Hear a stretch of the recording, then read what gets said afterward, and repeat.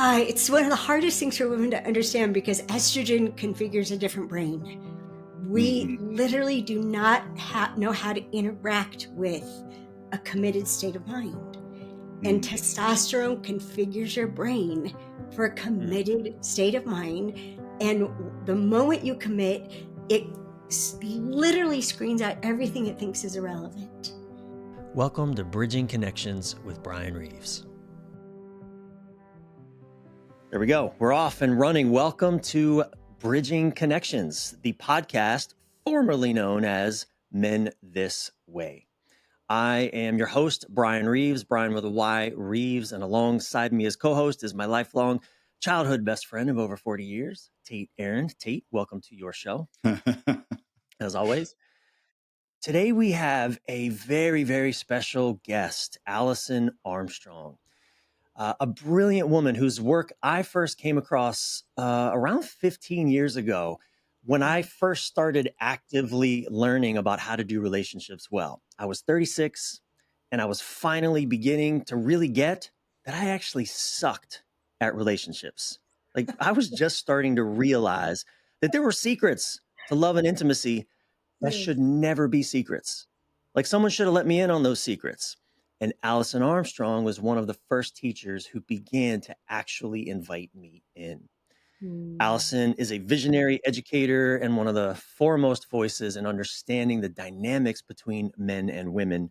Her groundbreaking work has transformed how we view relationships, masculinity, and femininity, offering profound insights into the human experience. So, whether you're looking to strengthen your approach and skills in relationship, whether you're curious about your own developmental journey, or you're just fascinated by what makes us tick, this is going to be a good conversation.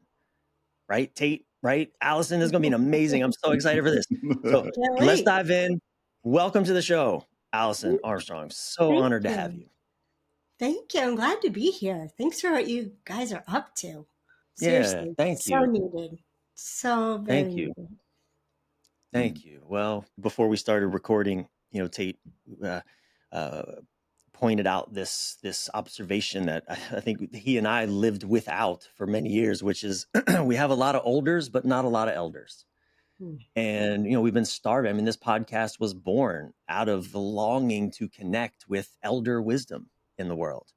And so to be able to speak with you, Alison, you've been in just on the journey of life. You figured some shit out. I don't know if you would necessarily frame it that way, but we're just truly honored to have you here to sit at the feet of an elder. We're grateful. Thank you. Thank you. So let's start here. As I shared in my intro, I started listening to your work 15 years ago or so. So that I'm 50, so that puts me, mid 30s, mid late 30s. You were the first person, Alison, that I ever really heard say, "I love men." Living in a world where we men do get kind of beat up, especially in this modern age. We've been, a lot of us grew up with moms that were angry at men, and understandably, right? Understandably. And I'd never really heard anyone, especially not a teacher, really embrace the heart of men. It was a kind of a revelation. So I'm just curious. Let's start here. Like, tell us about how your own journey to understanding and loving men unfolded for you. Oh, goodness. Okay, it would help me if I knew. Have you read or listened to The Queen's Code? I've read The Keys to the Kingdom. Okay. I don't remember. I may have listened to The Queen's Code years ago, but The Keys to the Kingdom, definitely. Okay, so Keys of the Kingdom is the prequel to The Queen's Code. And The Queen's Code is the book that I knew I had to write, and I didn't know how, that had us 30 years ago this month start our workshops for women called Celebrating Men, Satisfying Women. I wanted to teach women what I had found out about men that was astonishing to me. I wanted to teach them so they could teach me how to teach them. So in the struggle to teach them, that I would learn how to teach them so that I could learn how to write the book that would convey all this miraculous information that I had discovered about men are so not who women think they are, and so much good news. But I wanted to convey it in a way that wouldn't just give women information, because little did I know, when I started studying men in 1991, in the background, it wasn't conscious, in the background was know thy enemy. And as I was listening very carefully to two men that these days we would call me a coach, I thought of me as their committed listener. They were three men, entrepreneurs, different ages, different stages in life and in their businesses, all single. And because I wasn't involved with them romantically, I didn't need anything from them. I could be curious about them. I could care about what they cared about. I could focus on what's one of my highest values. I could focus on empowering them by the way that I interacted with them. And so in 1991, when I found out that I was a frog farmer, which is part of the first chapter of the Queen's Code, one of the main characters finds out she's a frog farmer. And in other words, instead of turning frogs into princes, I was turning princes into frogs. Now, at the time that I found that out, I was 30 years old, and I was sure that men were, well, I'm going to say jerks, because I didn't clear ahead of time how much I could swear. It all goes here. It's all welcome here. It all goes well. I thought men were assholes. Yes. Yes, that's the word. And I was sure that men were con men, that they were charming and wonderful in the beginning.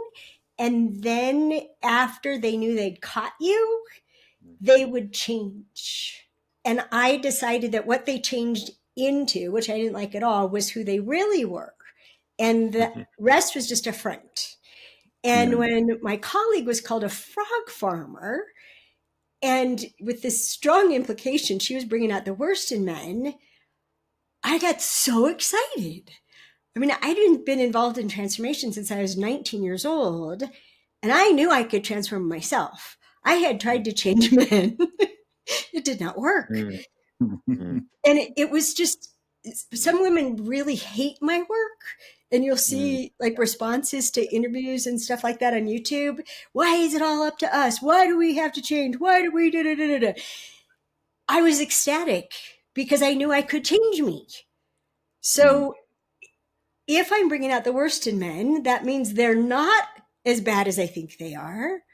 So how am I bringing out the worst in them so that I can stop? And maybe I'd learned a little bit about bringing out the best in men. That was like this tiny hope that maybe I could become the opposite of what I knew I was in that moment. And I didn't recognize this actually until a few years ago. I have been literally guided from that moment. And how it happens is these questions are pop into my head. What if men are responding to women?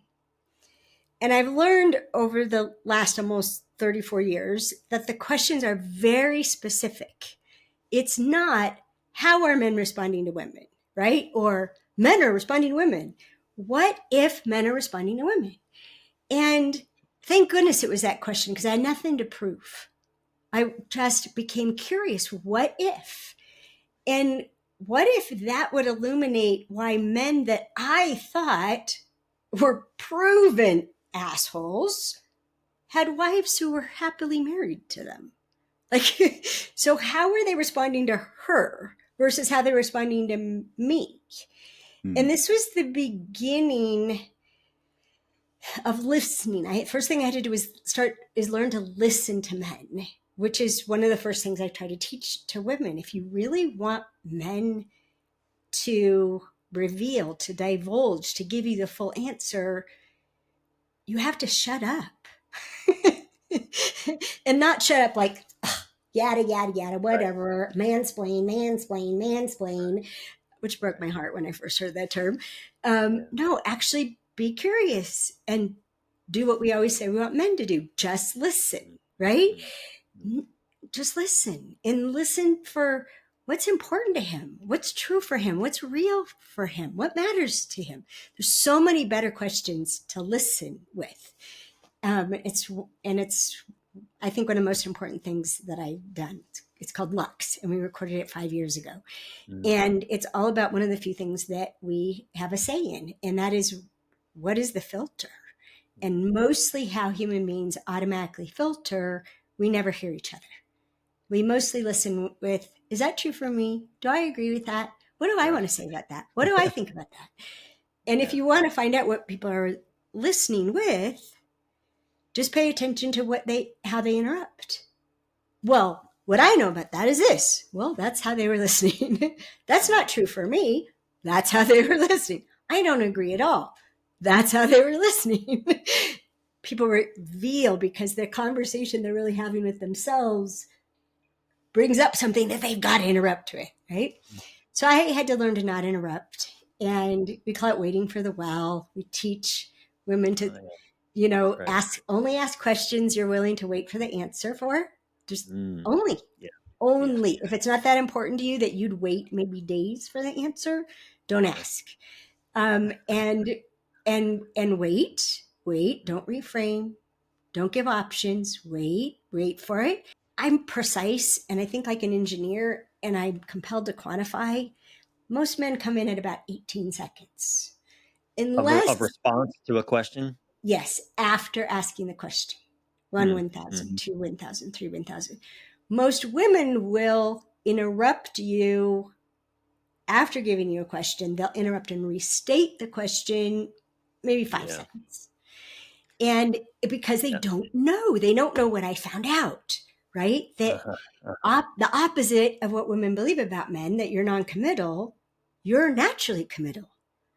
So I ask you the question, the first thing you're doing is committing to the question, or realizing I can't answer that right now. You can't commit to the question. Commitment takes time. It takes a lot of time. Ladies, it takes a lot of time. And think about your title, bridging connections. Oh my gosh, so many things.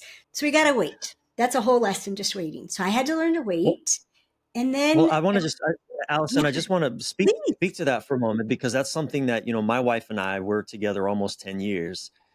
And it's a theme that has definitely come up. And we've talked about, the well that you speak of. Like when she asks me a question, I take her question seriously. I don't just take it unseriously.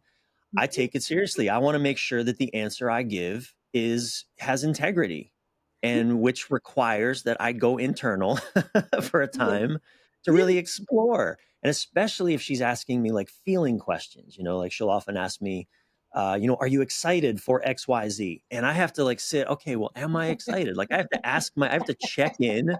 Am I really excited? Well, why would I be excited? Why wouldn't I be excited? Like I have to really explore the answer. And I think what happens for a lot of men is we get frustrated because the patience isn't there for our response.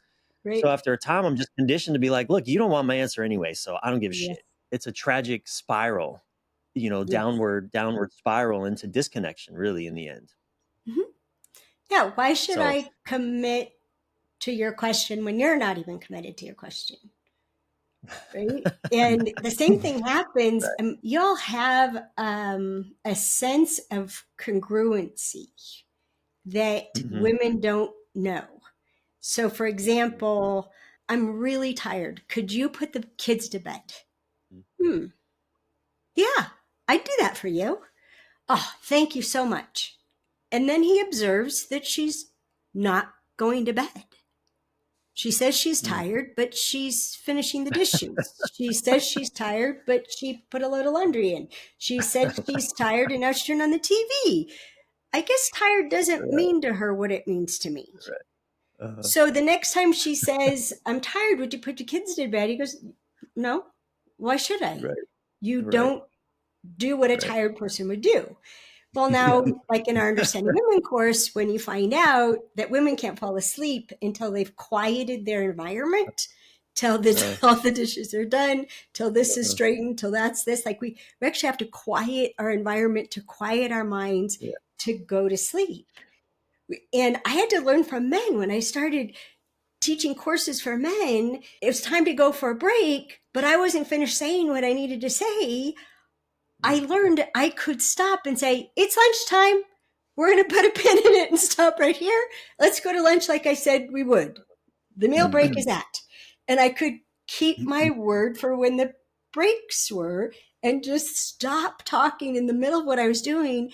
And I never got a complaint from any man. You didn't finish what you were saying. They just got up and went to lunch.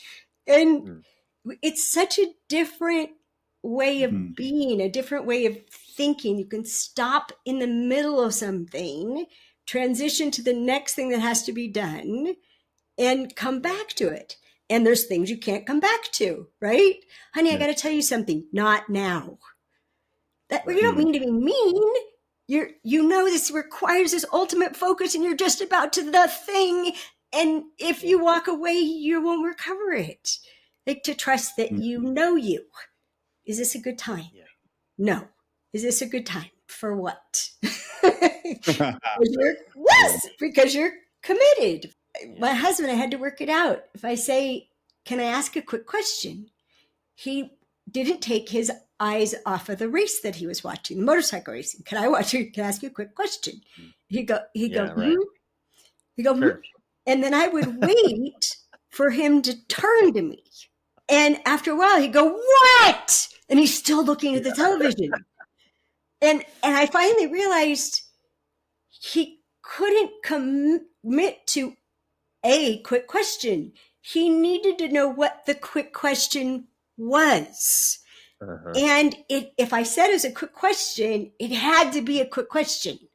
No background. It had to be chicken or fish. And then you go, chicken. So it's one of the hardest things for women to understand, because estrogen configures a different brain. We literally do not know how to interact with a committed state of mind. And testosterone configures your brain for a committed state of mind. And the moment you commit, it literally screens out everything it thinks is irrelevant. Yeah. And I heard about this. I picked up on this. I didn't get it until I got older and my hormones were shifting and testosterone was taking over. And I was trying to clear a bunch of emails before I ended for the evening. After a while, I became aware of it. Felt like did a helicopter land in my office? Like it like whap, whap, whap. It was like this pressure, whap, whap, whap, whap, whap against my ear. And I finally turned and looked, and my husband was talking. And I said, I can see that you're talking, but I can't hear you. He goes, single focus. You get it, finally. Exactly, you get it. And women don't know that your brain does that. They're like, he just tunes me out. No, he doesn't. Yeah. His brain does that for him the moment he commits. But it's also why we love it when you pay attention to us. Right. When you're focused on paying attention to us, it's like straight tequila. Do you know? It's the nectar of the gods. We don't get that kind of attention from women ever. There's always some part of our environment that is pulling our attention away. Which makes it all the more painful when we're not giving our attention. Because if it's nectar of the gods when we're tuned in, then it must be pretty painful when we're not. Yeah. Well, yes, and how come I say this is because of so many women I interact with. We have a program called Smart Singles. It's co-ed, but it's mostly women. And so many women what they say is, I want a man who'll make me his first priority. And I tell them, no, you don't. Yeah, probably. Men have such enormous capacities that if you are their first priority, they will drive you nuts. Yeah. Because we do want that undivided attention, but not always. We just want it when we want it. And that's why we have to learn to ask for it. And there's the asking for has to be very specific because you're so impact oriented. To use the word performance oriented, and we change. You give you guys another 10 years and your brains are going to be rewiring, and you'll have a whole new perspective on an open state of mind. It's not just something that happens when you're at play, right? When you're at play, you have no results to produce. That's when we fall in love with you because you're the most available to connect, right? Yeah. But we admire you from what you accomplish from being focused. It's really the beginning of the disconnect, right? So in this bridging connections, the beginning of the disconnect is how we seek safety or security. And most men, most of the time, will use the word secure. I know I'm secure. I feel secure when, and it'll have to do with accomplishment, productivity, respect, right? Something right when we started talking today that I literally have never connected this until you guys were talking. Like, wait a second, security, men aren't just seeking security and productivity. They're also seeking security in that one person. Tait, it was when you said that intimate relationship with one person, one of the pillars. Oh my gosh. And what has a man experienced being secure in his relationship? And like everything I've learned about you, just like all lined up in answer to that question. And it's one of the reasons why one of the things that makes a woman the right person to marry is that you have evidence, you believe, and you have evidence that you can make her happy. Happy wife, happy life. If your life is happy, that is a sense of security in the relationship that you have everything invested in. Yes? Yeah, absolutely. And Yeah. just So to clarify, we were having some conversation before we started recording. So our listeners may not know what you're referencing, but we were talking about the 5 pillars of a thriving man that Tait and I have conceived of over the last number of years. And one of those pillars being intimacy, and intimacy with self as a foundation for intimacy with other. And, it is interesting, this word safety, security. Most men won't use the word safe when it comes to relationships. Like, I want to feel safe with my partner. They do want that, but we won't typically use that word. Most of us men, we think of the word safe, we're thinking purely physical safety. And of course, I'm physically safe. if people do anything, I invite you to go to AlisonArmstrong.com and click on the free sample of Understanding Women, because it starts with the fundamental thing from which everything comes, and it's the difference between men and women and safety. And I ask a question, and Tony Robbins picked up on this, but he doesn't do it right. I asked the question of men to he watched the video. So I asked the question of men to think about, when was the last time you had a concern for your physical safety? And then I give them time periods. Like, do you have to go all the way back to being a child? And a really good proportion of the men will raise their hands. Okay, so in your teen years, and then another proportion may raise their hands. And then how many of you it's been in, right? The X many years. By the time I get to in the last year, there might be one man out of 100 men who has his hand up. And there are still men who they can't remember a time that they were concerned for their physical safety. And that the word safe, you apply to physical safety.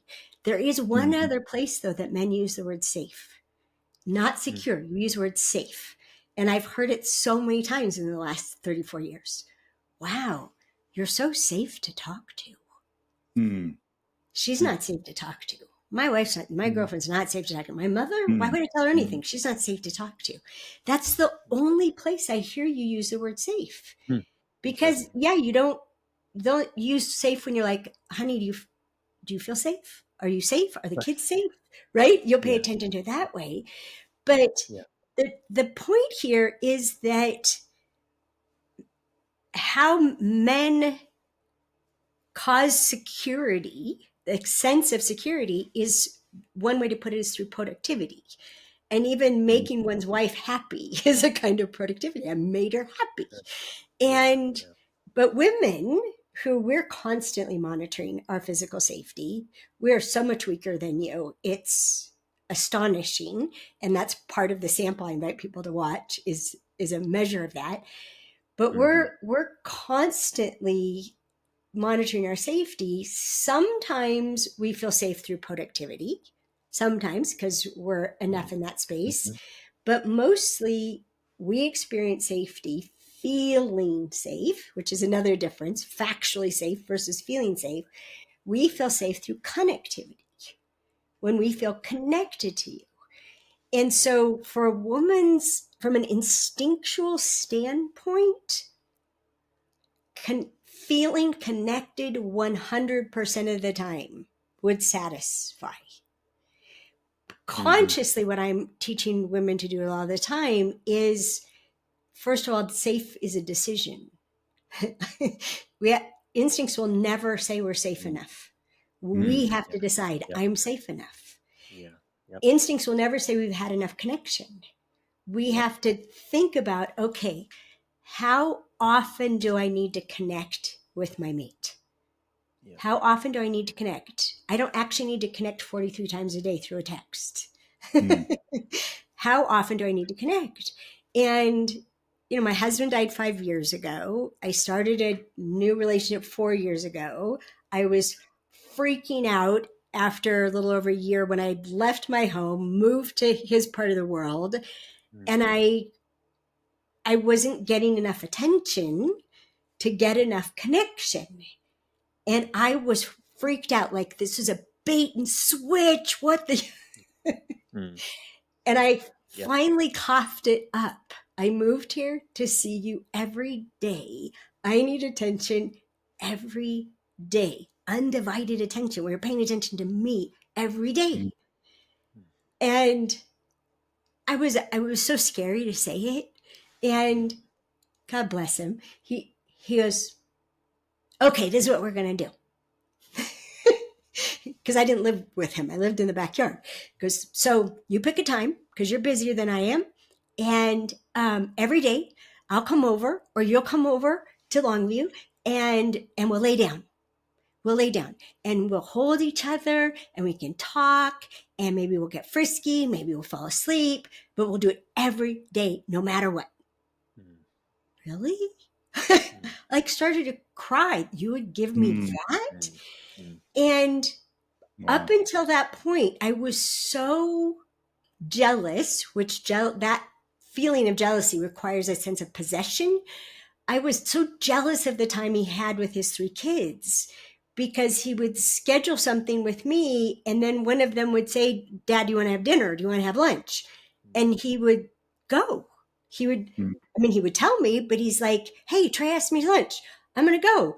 And I'd be like, is nothing sacred? Like, so I was like, could I have 3 hours a week? And you'll tell your children that's Alison's time. Well, after he invented laydowns and he kept his word about it, and all I had to do was pick a time and text it to him and he'd show up. All of a sudden I had enough connection. I had enough attention. I had enough connection. I encouraged him to go be with his kids. You know, New Year's Eve. Normally I'd be like so protective. New Year's Eve is my special time to get attention. No, I'm sick. Honey, say yes to any invitation you get to be with your kids and enjoy it. And he texted back, you're the best of the best. And I realized, oh, I can be because I'm full, because I've gotten enough attention. Yeah, Alison, I'm so thrilled that you're on the Bridging Connections version of our podcast because what you're speaking to is the nuances and the beautiful needs and desires that exist and the beautiful differences that exist between us men and women. I wasn't fortunate enough, like Bryan was, to be introduced to your work 16 years ago. I happened upon you in the social media realm, maybe it was 6 months ago, when you gave this beautiful talk about how men are icebergs. And so what I think would be really interesting is if you could just speak briefly about what you meant by that, and if men are like icebergs, what are women like? Oh boy. Okay. So men are like icebergs. I think there's two really important parts of that. One is because women ask questions and then interrupt before you can answer, women think men are shallow. They don't know that emotions are not trusted and need to be sorted out before you speak about them. Feelings are mysterious and you have to go hunting for them and figuring out what the heck that feeling is. And then maybe you find a huge feeling like, oh my God, I care about her. The biggest feeling a man can have, the biggest investment of his life he can have, to care. Ooh. And then if you say, I care about you, she's like, oh, what the fuck? She doesn't even know what she was just handed. So there's such a depth to men. And when I started studying men in 1991, right, to find out how I was bringing out the worst, honestly, I thought so little of men. I thought it would take 3 to 4 months to learn everything worth knowing about you. Wow. Yeah. I wish I was exaggerating. I am not. Oh, And man. I have never committed to studying men. I've never committed. I've been enraptured. I've been like, oh my gosh, right? For all these years, I pull a string and I keep pulling and there's something else and something else and something else. And like just even what you guys said earlier. And I'm like, security? Yeah. Oh, secure in relationship. There's so many ways that women let men know you're not succeeding here. We don't tell you the right things. Oh, I love it when you do that. Oh, gosh, that's one of the things I really admire about you. Or can I tell you something I really like about you? Oh, I like that you did that.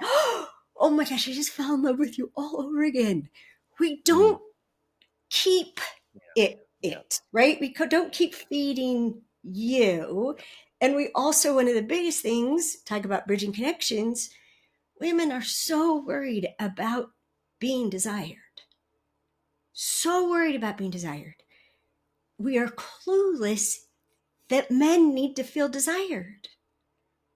We're clueless about it. And okay, I'll out us. So Dan will lead his way down the hall to somewhere. And we've been sharing the same house for the last couple of months in preparation of sharing an RV for 3 months. Ooh, and that's a big move. And he'll be walking down the hall and I'll reach out and rub his bottom. I'll pick one cheek and I'll rub his bottom. And he says, thank you. And it's just, great. Yes. And it's, women don't know. Women don't know that you want to know you're attractive to her. That hello, you sexy beast. Really? And when we used to do our live workshops and panels of men, we talked about, there was one question about being treated like a sex object. And one man was like, how do I get that? To a woman, that's the most horrifying thing in the world. I want to be that. Could you treat me like a sex object? We don't get it. So, okay, now I started somewhere, but there's so much. There's this, I said there were 2 parts that are important. The second part of it, the first part being how, oh my gosh, you're so deep. And I swear your feelings or emotions are way more intense than women, including love. It's so much more intense for men. But it's all below the surface. You're playing it cool. Because you're warriors and you're not going to reveal what can be used against you. You're built that way. It's instinct. It's the default is to conceal everything. And except what you don't care about. You can talk about what you don't care about till the cows come home. But the other thing that's like an iceberg, it looks like this.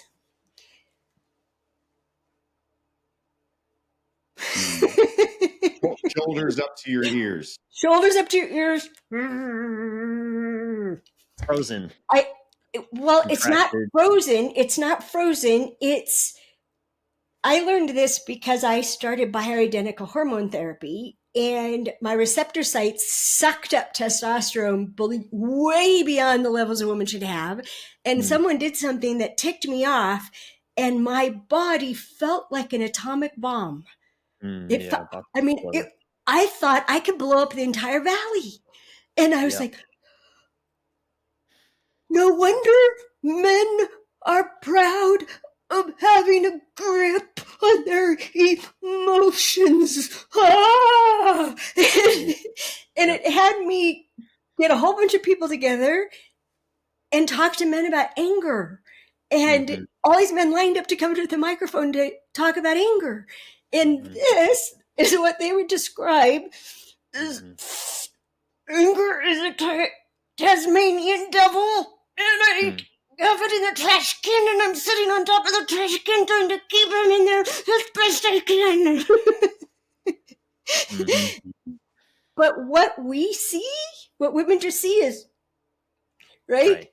That is the tip of the iceberg of how huge the emotion of anger can be in a man.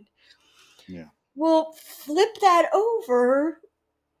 If you haven't seen it, Tait on YouTube, search Alison Armstrong Rage Monster.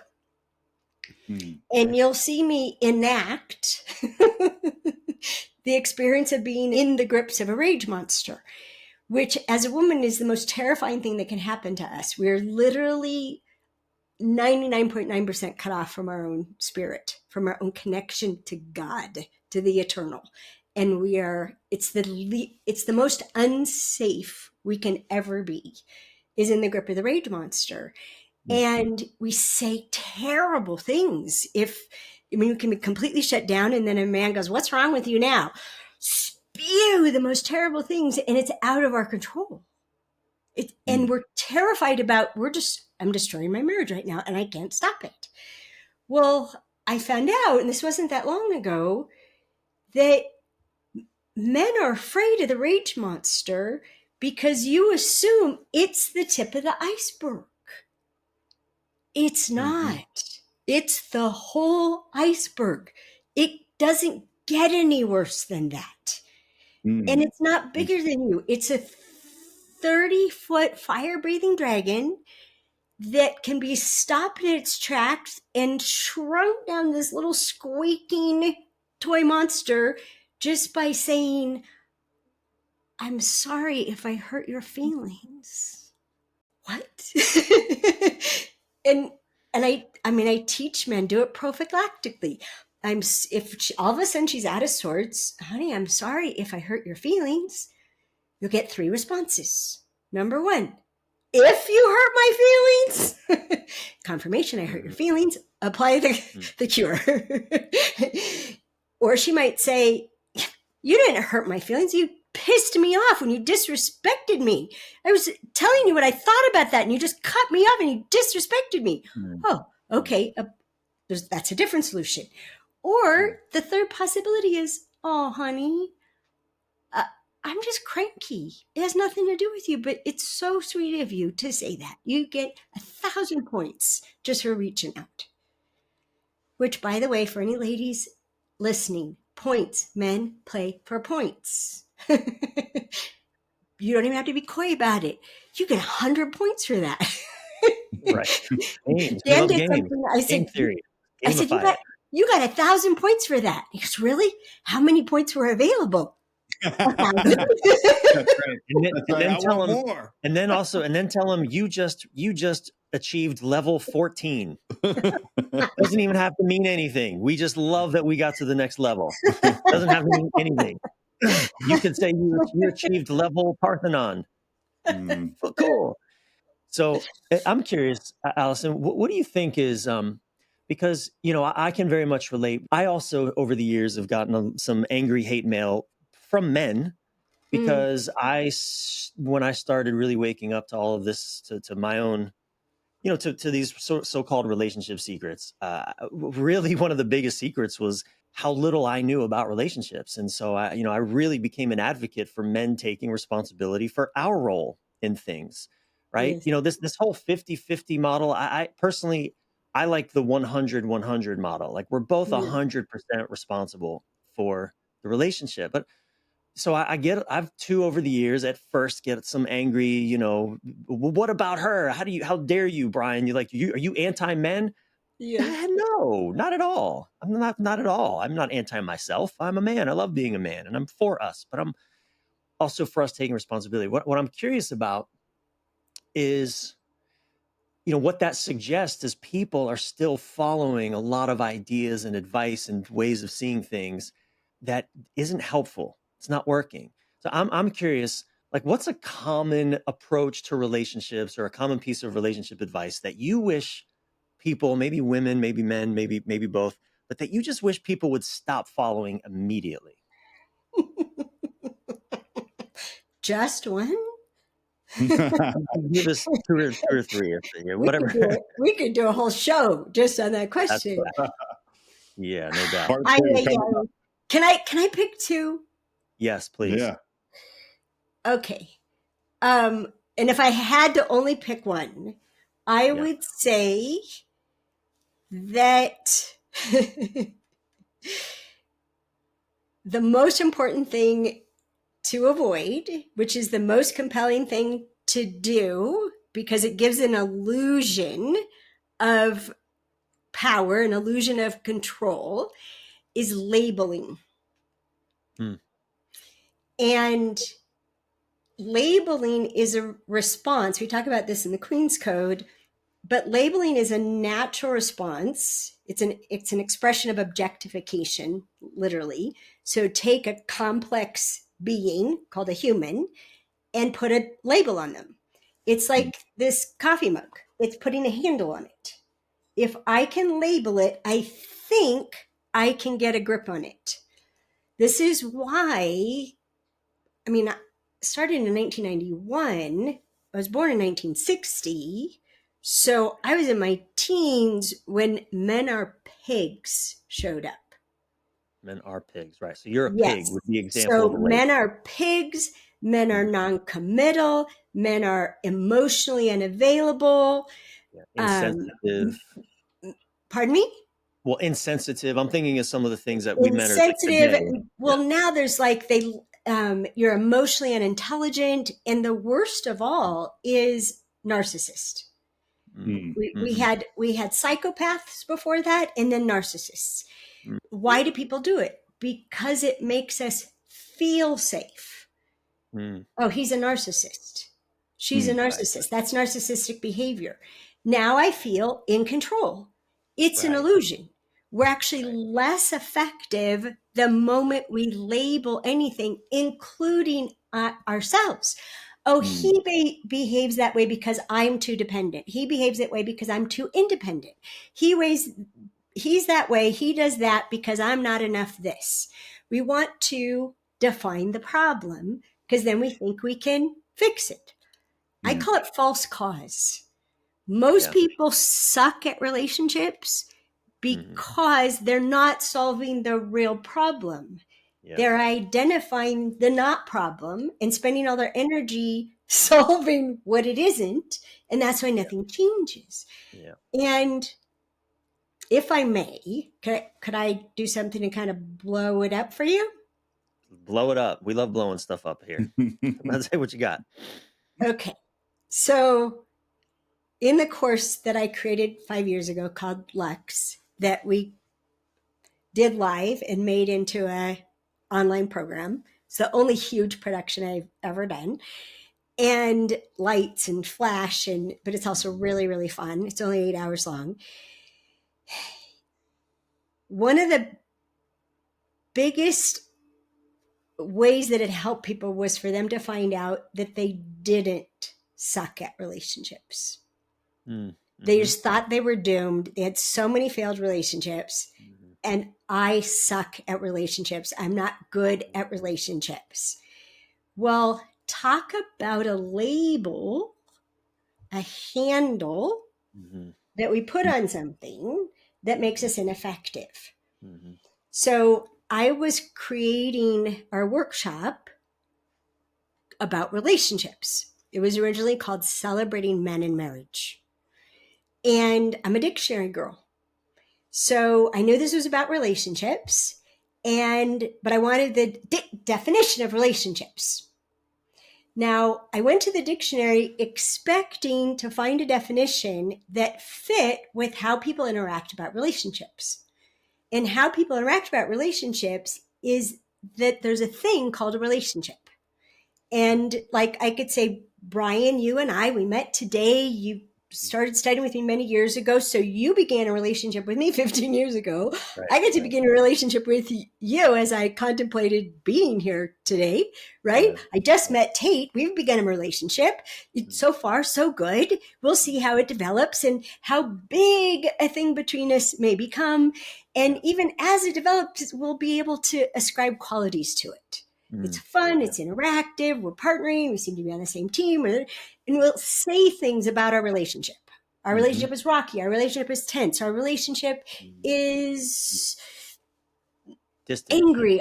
We'll actually so describe your relationship. And two people may even describe their relationship differently. Yeah. But they both believe that they have a relationship.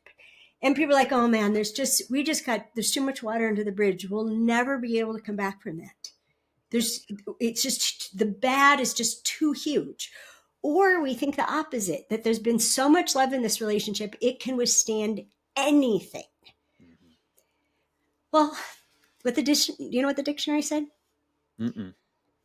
And by the way, men wrote the dictionaries. If a woman wants to know what a man means, don't ask another woman what do you mean. Go to a dictionary. Try Webster's, right? Yeah. He said he's busy. I asked him if he wanted to come over, but he said he's busy. Do you think he doesn't like me anymore? What did I do wrong? Well, if you look in the dictionary, it says occupied, previously engaged. Mm-hmm. He's busy. He's already doing something else. But you guys aren't very good at counter offers. You just say you don't do counter offers. If you wanted to do something, do counter offers. Right. Anyhow, so I go to the dictionary and it says an instance of being related. Very, very helpful definition. Not at all. I don't even know. No, it actually is helpful. I kept looking. I kept trying to find the thing. But where's the thing? Uh-huh. And then I realized there is no thing. Right. There's no such thing as a relationship. What we think is the past that started a vault somewhere and it's going to save us or doom us, it literally doesn't exist. It doesn't exist anywhere other than in memory, which is no place. And especially, God bless you, men, single focus gives you an inability to maintain the past the way women can. Well, Alison, you know another word in the dictionary that I spent time looking up not long ago that's relationship oriented is the word connection. And the word connection in the dictionary, what I found over and over, almost said nothing really about emotional intimacy or closeness. Connection was like the connections in a circuit, between two parts of an electrical circuit. The connection between a train and another train, a joint connection. There was your connections like you got drug connections. You got someone you can get drugs from. That's a connection. Like there were all these definitions of connection that in the end had nothing to do. Like if a man, when a lot of times, Tait and I laugh about this a lot. Like we hear the feedback from a woman, I don't feel connected to you. Okay, let me go to the dictionary and figure out what the hell she's talking about. Right. The dictionary will tell us nothing about what she's talking about. Well, because it was written by men and they don't know either. It was written by men and it was all about productivity, right? All having an impact and producing results. Tangible thing. But here's the freedom. What if we suck at relationships, 100% of us, because they don't exist? There's nothing to be successful at. That in truth, the only thing we can impact is this instance of being related. Mm. And in this instance, so I think like an engineer, right? I drill down. In this instance of being related, what if there's only 3 things going on? And these are the only 3 things that I can have any control over.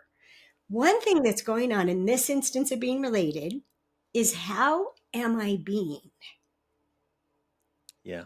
How am I being? Literally, how am I being? Which being has everything to do with what I've embodied. Am I being loving? Am I being caring? Am I being curious? Am I being playful? Am I being snarky? Right? How am I being? We can affect how we're being. Yeah. How am I listening? I mentioned this before. What am I listening for? If I'm listening for what's wrong with him, what's wrong with him, what's wrong with him, guess what I'm going to end up with? Lots of good answers about what's wrong with him. Exactly. If how I'm being in this moment is curious, and I'm listening for, how is this man sensitive? How is this man honorable? How is this man admirable? How is this man caring? How is this man generous? How is this man? You switch from is he generous to how is he generous? And you practice that in your life, you end up living in a world of generous people. In a rainbow of expressions. And because men don't move from failing to working harder, you guys move from succeeding to playing harder. So if I start with something you're good at, I notice you're really generous with the information that you have about what I'm concerned about. Thank you for that. I'm wondering, would you be willing to also be generous in this way? You may or may not, but I'm not telling you something wrong with you. You're really stingy over here. You're a stingy guy because of the way that you do or do not pay attention to this, right? So that's the second thing we affect. How am I being? How am I listening? And they go together. You change how you're listening, you'll change how you're being. It's like it's a trim tab. You just shift from what is he saying to me to what does he care about? This is how I knew Dan's kids were his highest priority in the first hour of talking to him on the phone. And I was so glad of it. Like, yay. I don't want to be his first priority. When my husband retired, my life became a kind of nightmare. Go do something, right? So then the third thing is, what are we speaking for? What are we speaking for? And unfortunately, most speaking is driven by instinct, just like most listening is. Most speaking is for either we're speaking to conceal, we're speaking to accuse, we're speaking to establish status, we speak for a particular purpose. One of the things we teach in Understanding Women is how much women are speaking so that there's sound.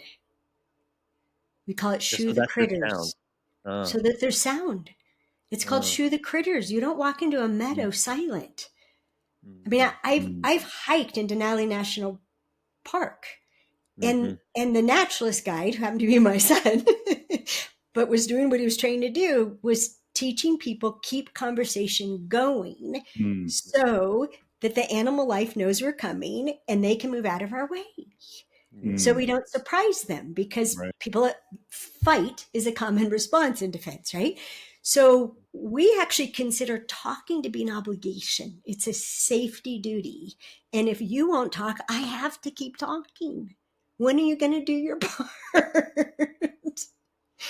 So most women don't know that they're speaking so that there's sound. And it's okay to be quiet. One of the funniest moments in cinema is in the show Elf. It's so subtle. You know, the Christmas show Elf. I love that movie. My wife and I caught this. I'd never seen it before, but there's this one scene where someone's just reading off a list of, like, Santa's list of what all these kids around the world want, to kind of prove that, you know, this is really Santa. He's like reading it on the nightly news. Anyway, and this girl, he's like, Susie, Charity, she wants a Susie Talks a Lot doll. And my wife and I burst into laughing. Susie Talks a Lot. That's the name of the toy that this little girl wants. And the little girl claps like, yay, Susie Talks a Lot. My wife and I, Um, that is one of the most cherished moments because, my wife, we joke, she's kind of a chatty Cathy. And now she's a Susie, talks a lot. and, yeah. and, and this whole, shooing the I'll have critters. to remember that the next time I see Sylvie. Don't remember that. Please don't remember that. Okay. All right. There's It's instinctual. And if someone right. can't seem to stop talking, if you just reach over and touch your hand and, and Yeah. hey, honey, I'm listening. Yeah. You're saying, Yeah. oh, I can be quiet. Yeah. My daughter I think she was 9. She had a boyfriend, which meant that she wrote notes that she gave to her best friend, and her best friend gave it to her brother, and the brother gave it to the boy. Right? So whose best friend the boy was. So they had this circle. And then she was terrified. She's like, Mom, I'm going to be with Jason today. What do you mean? Well, we're doing something together. What do I say? And I said, I'll tell you a secret. If you just stand near him and you're happy, everything will be fine. You don't have to say anything. And she goes, really? Like, yeah, just be content to be standing next to him. Everything will be fine. And she looked at me and she goes, I can see that having you as my mother is going to be really helpful. Alison, I want to say too that, and Tate, maybe you've seen this as well, but I saw the Tony Robbins demonstration of the, men, have you felt safe? Women, when have you left? It was, and I saw that was probably, 12, 14, 15 years ago, He's around the still same doing time. it today. So, And I will say he did not credit you. And someone Right. else later, someone else told me that as I was started to share how impactful that was on me. Someone told me that was an Alison Armstrong thing. I want you to know there are people out there advocating for you in that regard. And so I've never forgotten that, but I just want to call out and acknowledge it. Yeah, thank you. Well, I was a little disturbed in the beginning because he took the original Understanding Women video, and I think actually someone excerpted it and told him what to teach. And I was involved with him a few years ago and spoke on his stage, and I was there because I'd asked to teach him how to teach what he was teaching without my permission, how to teach it accurately. Yeah. And I went through all these hoops in order to be able to do that, and I was still declined. He wasn't interested in learning how to teach my stuff better. And there's hundreds of thousands of people who've gotten something they need out of what he does. And I've never had to train him, manage him, or pay him. So it's a good thing I'm impact oriented. And the only thing that I have a big gripe with is he collapses a very important way of listening into one that's really two. One is holding the trash for women. A woman needs to just get everything out of her that she has absorbed throughout the day versus venting. And when a woman is emptying her basket, you add nothing. You just are holding the trash and you're adding nothing. And every once in a while you go, anything else? Anything else? And she just, gets to empty. And then she has space, including for parts of your body within hers. Foreplay. It's total foreplay. And the opposite, venting, and men need it even more than women. Venting is when you want to push that stupid truck off the cliff. And you're trying to push it off the cliff. And most women, instead of helping you push it off the cliff, they'll tell you why it's a good truck and you shouldn't push it off the cliff. Or why they probably didn't mean to cut you off on the freeway. Or, honey, why are you yelling at the coach on the football game? He can't even hear you. No, it's this thing that's got to get expressed. And if we get on your team, put our shoulder to it. Yeah, how do you get a driver's license in the first place? Yeah. Instead of just arguing with you about he probably didn't mean to cut you off, and you're thinking, why are you being disloyal? Why are you defending them? Again, I've been in that one a lot with my wife. Yes.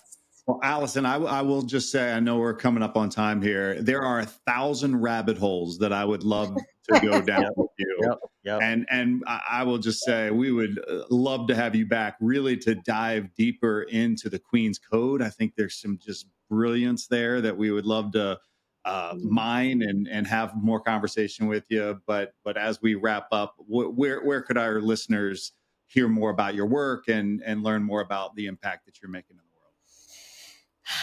Well, thank you. I would love to do it again. AlisonArmstrong.com is where everything I've created since 2006 lives.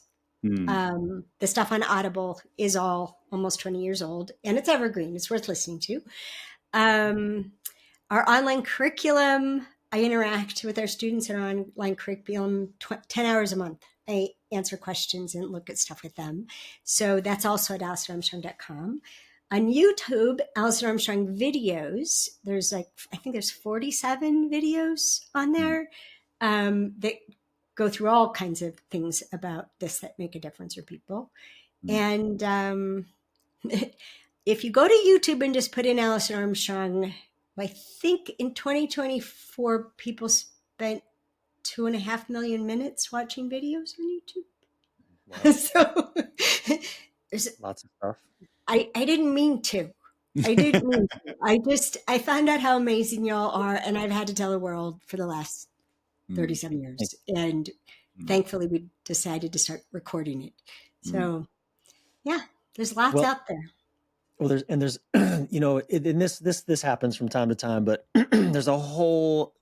Tait's talked about many rabbit holes. One of the things, and I really would, and we'll reach out to your assistant to have you back on, because I want to dive into the developmental stages of men, because that was a revelation. And you know, I'm 50, Tait's 50. I've probably been in the tunnel for the last few years. Okay, and so, I can help with that. We got to do this again. I think that will be so enlightening for men and women alike. And so we'll reach out to make that happen in a part 2 of this conversation. Let us say goodbye. We'll stop the recording so that, Alison, thank you so much. Don't hang up just yet. Thank you so much. We'll see you in part 2.